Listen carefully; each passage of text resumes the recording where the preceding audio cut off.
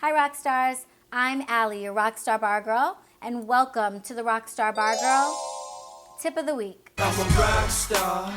Every day I rock hard.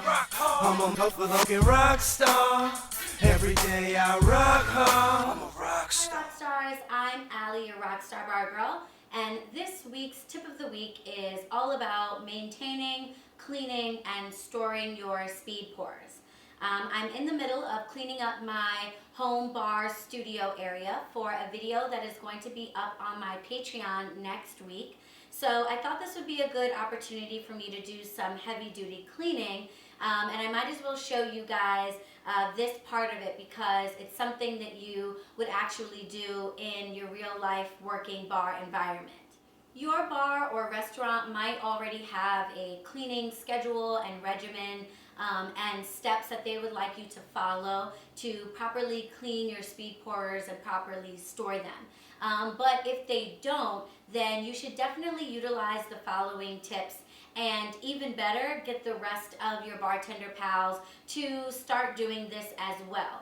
This will help you maintain a clean bar environment and make sure that all of your speed pourers are in good working order and none of them are clogged up or cruddy or gross because they haven't been attended to. So let's get started. So first of all, there are plastic and metal speed pourers.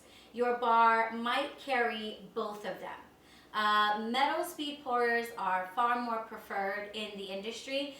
They have a much more consistent flow and they're far less prone to clogging over time. So there's less of a chance that when you're pouring sticky ingredients like cordials that they're going to get clogged up on you. Clogs in the speed pour are going to affect how the liquid pours out, which will then impact your measurements and just generally throw everything off. So it's really important that you are working with nice clean speed pourers, and metal speed pourers are a lot easier to keep clean. They also just tend to look a lot nicer and create a nice uniform back bar. So you're going to see metal speed pourers a lot more than you will see the plastic ones. But the plastic ones serve a purpose as well. Even though they clog a lot, plastic speed pourers can be made in a variety of different sizes. And when it comes to bottles like Patron or Don Julio that have wide or weirdly shaped bottlenecks, your metal speed pourers might not fit properly. So plastic speed pourers are useful because, like I said, they come in different sizes and they can fit in a variety of different size bottlenecks. They just need to be cleaned a little bit differently. So it's important that you know the difference between your plastic and your metal speed pourers and how they should be cared for. Tip number 2 is to stick to a cleaning schedule. You want to clean your speed pourers every 1 to 2 weeks. If your bar is not terribly busy, then you can get away with cleaning them every 2 weeks. But if you're working in a high volume environment where your bar is busy day in and day out, Monday through Friday, then you're going to want to clean those speed pourers every week. Sunday nights tend to be the quietest time in any bar, restaurant, lounge, club, kind of doesn't matter. Sunday nights are generally quiet everywhere. So if your bar doesn't already have a schedule for cleaning your speed pourers, then I would recommend using Sunday night and having whoever is the closer take care of cleaning the speed pourers. Tip number 3 is to make sure that you're cleaning your speed pourers in a clean vessel. So this is a Sani bucket. The Sani bucket is an option for cleaning the speed pourers. But keep in mind, not all Sani buckets are equal. What I mean by that is some Sani buckets are religiously only used at the bar for sanitizing water. No other chemicals or cleaners are used in it. It's kept on a shelf above the floor so it's not dirty, and no dirt and debris or dirty tools or anything like that have been kept inside of it. I'm here in my home bar. My Sani bucket is only used for sanitizer and water, so I can be confident that I can clean tools that are going to touch things that people are going to be consuming, I'm confident that I can clean them in this bucket because nothing dangerous and nothing dirty has ever gone in this bucket. But in a lot of bars, your sandy bucket will get used for various things. So it might serve the purpose of having sanitizer water in it during the shift, but you might add ammonia or other cleaners to it to do heavy duty cleaning at the end of your shift.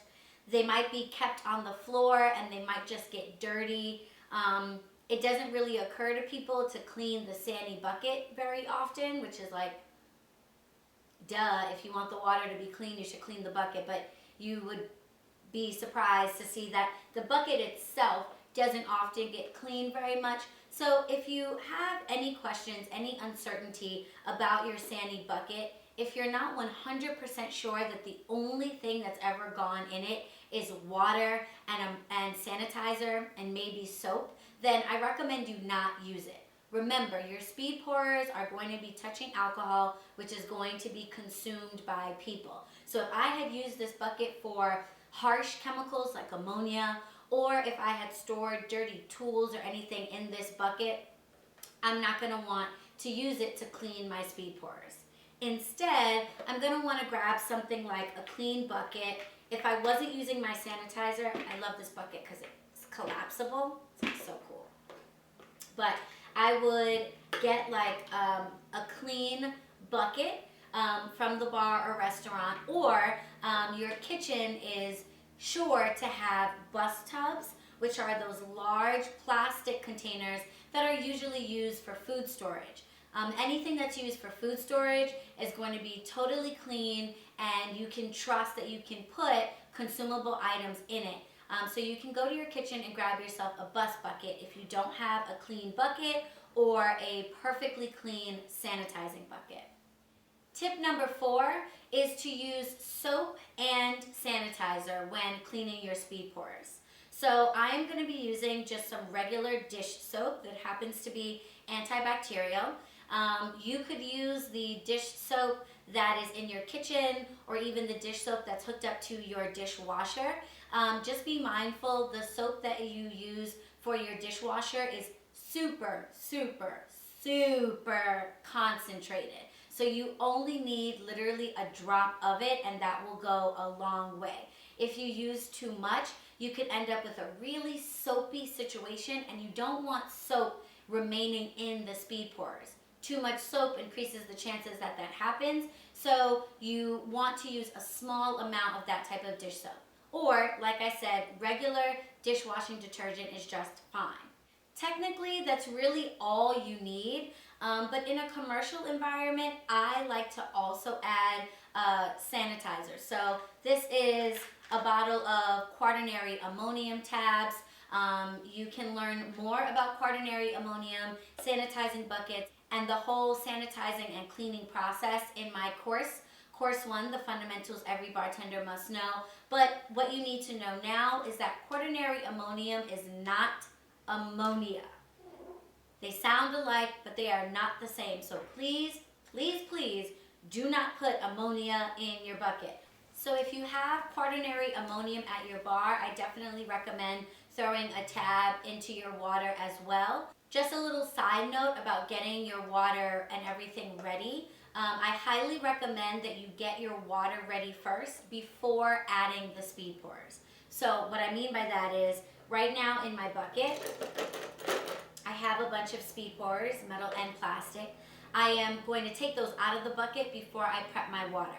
I don't want to just pour soap and then add sanitizer right on top of them, because that soap and sanitizer might get up inside of the speed pourers that are on the top, making it really hard for me to clean that stuff and rinse that stuff out of the speed pour. And the last thing you want is for one of your speed pourers to go back up on a bottle with soap or with undissolved sanitizer tabs stuck up inside of it. So prep your water first.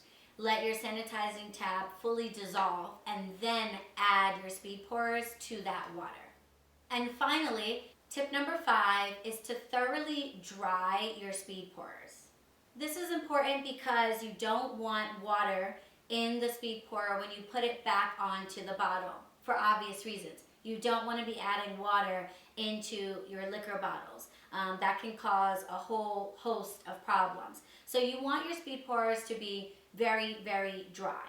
When it comes to your plastic speed pourers, you can soak these, and I actually recommend that you soak these overnight. Because they are so prone to getting sticky, they're also really hard to clean. And by letting them sit in that nice warm soapy water overnight, it helps to dissolve anything that's stuck on and allows you to get a really clean speed pourer. Once you've soaked them overnight, you want to pour the water off, rinse them off thoroughly, and then leave them out on a dry rag to dry. When it comes to your metal pourers, however, you do not want to soak them. You want to leave them in your sanitizing and dishwash solution for no more than an hour. 30 minutes to an hour is perfect. When you take them off, you want to dry them thoroughly by tapping them on a dry rag and then leaving them on a different dry rag to dry out. This is because metal pourers are susceptible to rust, and you do not want to be using rusty speed pourers for obvious reasons. If you do find yourself with any rusty speed pourers, the needle at the bottom is the area that's most likely to get rusted. When you see any rust on a speed pourer, throw them out immediately. They are not safe for use. So Rockstars, those are my 5 steps to cleaning and maintaining your speed pourers. If you found this video helpful or if you just liked it, make sure to click on the thumbs up. If you have any questions or comments, just leave them for me down below. And of course, subscribe, subscribe, subscribe. Click on the bell button to make sure you're notified every time a new video comes out. Follow me on Instagram at Rockstar_BarGirl. And please, please check out my website, therockstarbargirl.com. I have a complete bar kit available as well as free videos and an online course that I think you'll find really helpful. So as always, I'll see you guys in the next video. Bye, Rockstars. Rockstar.